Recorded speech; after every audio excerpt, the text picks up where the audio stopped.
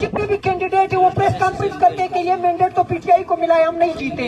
आ जाओ कोयटा में जमाल शाह काकर नाम है, वो महमूद खान अचकजई के हक में दस्तबरदार होता है, इलेक्शन ही नहीं लड़ता है। वहाँ महमूद खान अचकजई खुद प्रेस कॉन्फ्रेंस करके कहता है कि ये मैंडेट पीटीआई को मिला है, सालार को मिला है, ये सीट पीटीआई जीती है। वहाँ ये ऐलान करते हैं कि जमाल शाह काकर जीत गया है। इस तरह बलूचिस्तान के जिस भी हल्के में इलेक्शन में धांधली की गई है वो फ्री खाते में नहीं की गई है।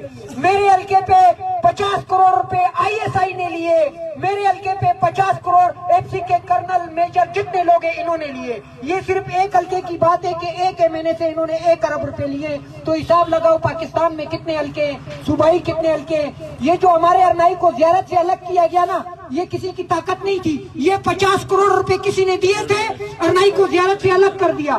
फिर दोबारा जब ज़ियारत से मिला रहे थे ना, 70 करोड़ रुपए एक बंदे ने दिए थे जो दोबारा अरनाई को ज़ियारत से मिला दिया।